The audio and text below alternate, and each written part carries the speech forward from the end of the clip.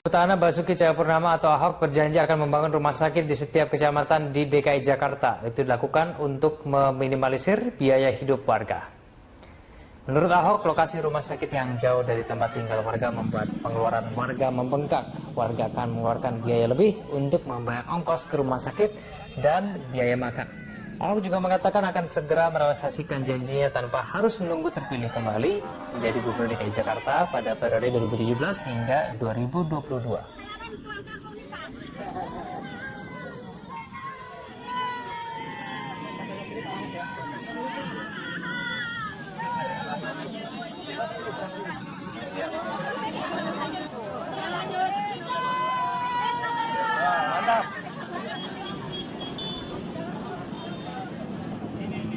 Cagup Petahana Basuki Cahayapurnama punya pandangan berbeda terkait dengan dana bantuan bagi masyarakat miskin. Jika Cagup Agus Yudhoyono ingin menghidupkan program bantuan langsung tunai seperti era SBY, Ahok tetap menilai Kartu Jakarta Pintar lebih tepat dalam pengamalan sila kelima Pancasila.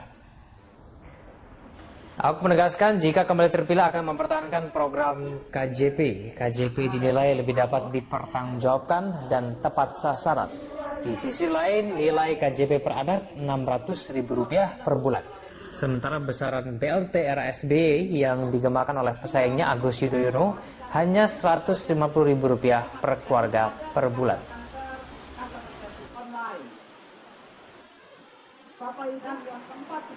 Rakyat memang perlu dikasih BLT, tapi yang bersifat mendidik.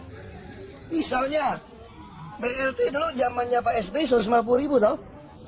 Itu arah sasaran semua kita bisa berdebat. BLT kami lebih dahsyat sebetulnya. BLT kami satu KJP itu 600.000 sebulan. Kalau punya 3 anak 1,8 juta. Saya kira yang memberikan bantuan langsung tunai itu yang paling besar ya selama masa saya dengan Pak Jokowi. Jadi kita bukan bagi-bagi uang, kita mesti ingat. Sila kelima Pancasila itu keadilan sosial bagi seluruh Indonesia, bukan bantuan sosial. Jadi kita harus mendidik. Terkait penggalangan dana kampanye calon gubernur petahana DKI Jakarta Basuki Cahayapurnama atau Ahok berpesan kepada tim pemenangan agar pendanaan sesuai dengan aturan Komisi Pemilihan Umum Daerah. Ahok juga menegaskan seluruh uang hasil penggalangan dana harus masuk ke rekening resmi tim pemenangan Ahok Jarot. Di luar. Kalau untuk penggalangan dana makan itu kalau penggalangan misalnya tadi bisa ada teman Ahok membuat penggalangan makan malam. Dia bisa kayak makan 2,5 miliar misalnya. Semua 2,5 miliar itu masuk resmi ke rekening kampanye. Lalu teman Ahok bawa, kan kita terdaftar di KPU. Dia boleh membuat pamflet atau mau melatih saksi teman Ahok sampai 1,5 miliar kita balikin. Jadi prinsipnya semua uang masuk ke rekening kampanye, semua kegiatan relawan juga harus dari rekening kampanye. Jadi semua terarah. Yang pasti tidak boleh siapapun yang ngaku relawan saya datang ke siapa-siapa, ke pengusaha atau siapapun minta uang. Bilang dana ini mau bantu Ahok nih, mau cetak kalender nih, mau cetak pamflet, itu bohong. Presiden Joko Widodo merangkul 3 ormas Islam terbesar, MUI, Muhammadiyah, dan Nahdlatul Ulama untuk meredam tensi politik dan menciptakan situasi kondusif terkait rencana aksi 4 November. Pertemuan juga menyepakati proses hukum menjadi solusi terbaik menyelesaikan dugaan penistaan agama yang dilakukan Cagup Petahana Basuki Cahayapurnama.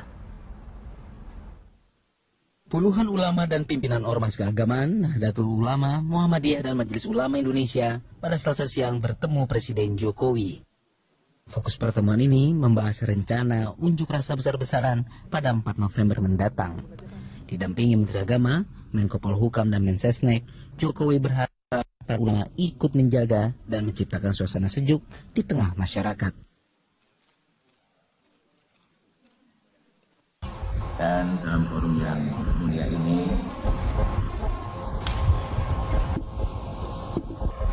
saya ingin menyampaikan bahwa upaya kita bersama-sama tetap menjaga NKRI kita, negara kesatuan Republik Indonesia kita untuk tetap berdiri kokoh menjadi bangsa yang maju.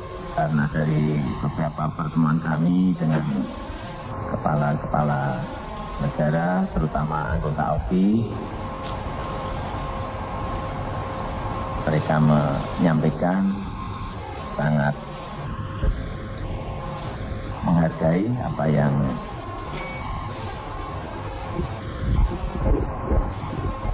terjadi di Indonesia, baik mengenai kerukunan, baik hubungan antara ulama dan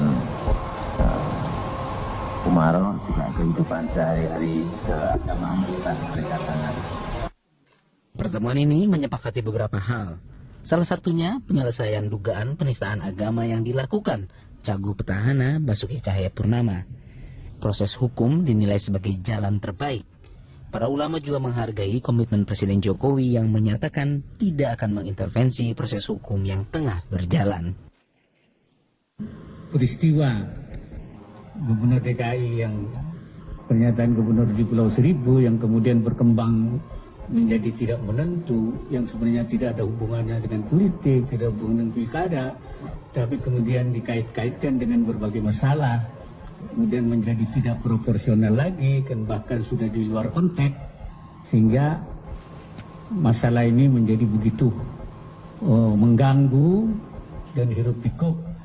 Karena itu semua kita sepakat bahwa supaya ini diproses secara terhormat, secara proporsional melalui proses hukum. Presiden mengatakan bahwa beliau sudah memerintahkan ini untuk diproses dan beliau tidak akan melakukan intervensi terhadap masalah ini. Kita juga bersepakat untuk menghimbau kalau nanti kemungkinan ada demonstrasi, ya, kita sepakat dengan pernyataan Presiden bahwa di negara Republik ini memang demonstrasi tidak dilarang sepanjang sesuai dengan peraturan itu. Melalui pertemuan ini diharapkan rencana unjuk rasa pada 4 November mendatang berlangsung kondusif.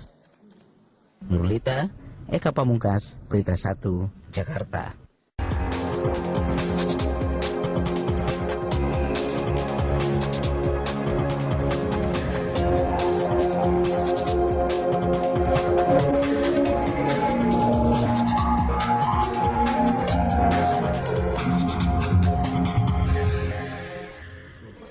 Terima kasih Anda kembali bersama kami pemirsa, dan saat ini sudah bergabung Bapak Komarudin Hidayat, seorang cendekiawan muslim yang juga mantan rektor UIN Syarif Hidayatullah.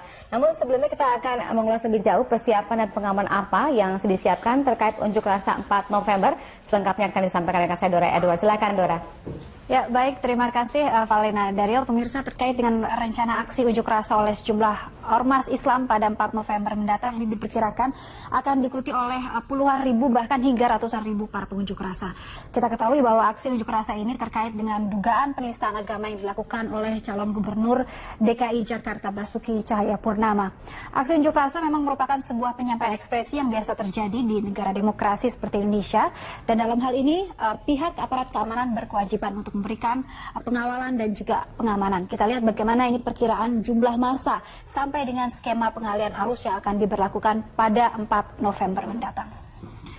Yang pertama kita lihat perkiraan dari jumlah massa, ini ada dua versi, di mana dari versi Gerakan Nasional Pembela Fatwa Majelis Ulama mengatakan akan ada sekitar 500.000 pengunjuk rasa yang akan bergabung dalam aksi demo yang akan berlangsung pada 4 November mendatang.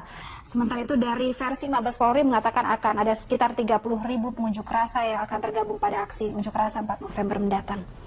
Kemudian kita lihat bagaimana ini pengamanan unjuk rasa pada 4 November mendatang, di mana akan ada 18.000 personel Polri dan juga TNI yang akan diterjunkan, di mana 2.000 dari TNI dan 16.000 dari Polri. Sementara itu 57 kompi Brimob dari daerah akan ditarik ke Jakarta atau akan ikut mengamankan, memperkuat pengamanan untuk aksi unjuk rasa di tanggal 4 November mendatang.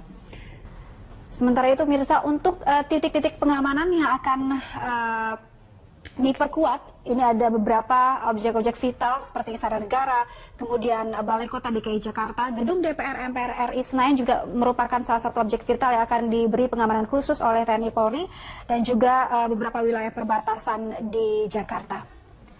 Sementara itu skema pengalihan arus ini penting untuk Anda yang akan melakukan aktivitas nanti di 4 November. Ini ada beberapa skema pengalihan arus yang akan dilakukan oleh pihak kepolisian, di mana apabila massa berkumpul di kantor Bareskrim maka akan ada pengalihan arus dari Gajah Mada yang mengarah ke Jalan Merdeka Timur akan dialihkan ke Jalan Gajah Mada, Jalan Juanda, Jalan Gunung Sari dan juga seterusnya.